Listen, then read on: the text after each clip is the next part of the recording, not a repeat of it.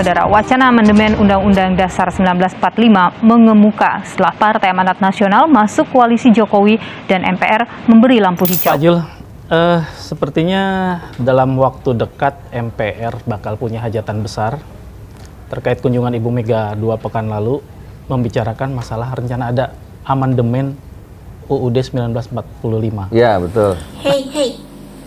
Katanya amandemen UUD 1945 bakal terjadi lagi. What do you think? Halo semuanya, kenalin, nama aku Akila Risa Gunawan dan kalian bisa panggil aku sebagai Kila. Di sini aku ingin mengutarakan sedikit pendapat aku sebagai masyarakat Indonesia atau sebagai warga negara Indonesia terkait tentang wacana akan perubahan atau amandemen UUD 1945 yang diusulkan oleh pemerintah. Oke, pandangan pertama aku tentang amandemen UUD 1945 adalah ketika suatu negara itu melakukan secara sering terkait amandemen undang-undang dasarnya, maka akan mengubah fondasi dari suatu negara tersebut. Nah, itu akan menyebabkan ketidakstabilan dalam bidang ekonomi, politik, sosial, dan lain sebagainya, atau bisa bilang bahwa dampak dari amandemen itu bakal menyebar ke seluruh ranah di masyarakat. Nah, hal ini pastinya ada suatu hal yang mungkin bisa dianggap sebagai minus dari perubahan atau amandemen yang terjadi. Nah, terutama Undang-Undang Dasar dari suatu negara atau UUD 1945 yang di Indonesia ini adalah suatu perjanjian yang ada di antara masyarakat dan juga pemerintah.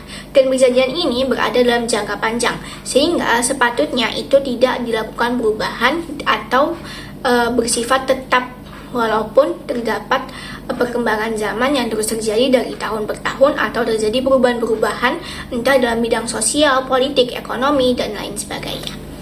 Yang kedua adalah ketika sistem GBHN atau garis besar haluan negara ini diaktifkan kembali, maka akan memungkinkan MPR ini untuk dapat berada di posisi paling atas di antara lembaga-lembaga pemerintahan yang lain, sehingga dapat menyebabkan presiden ini tidak memiliki kewenangan secara mandiri terhadap kebijakan-kebijakan yang akan dikeluarkan oleh beliau.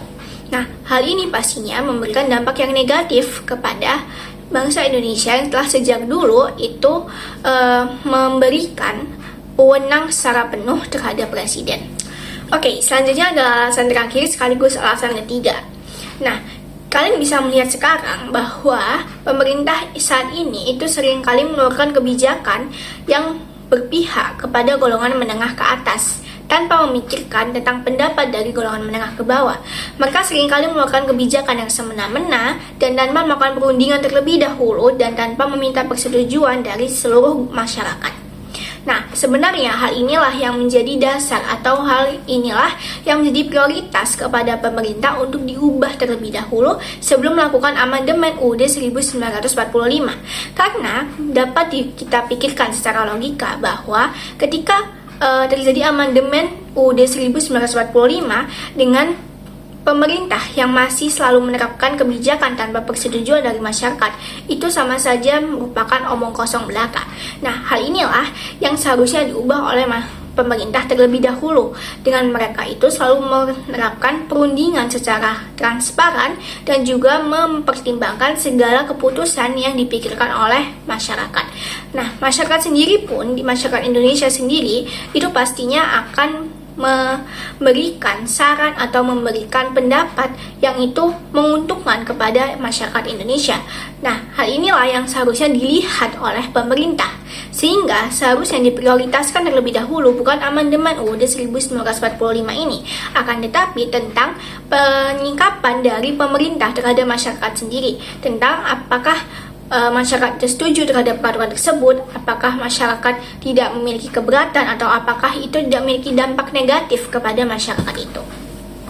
Nah, sekian dari saya. Terima kasih dan mohon maaf sebesar-besarnya apabila ada salah kata. Sampai jumpa.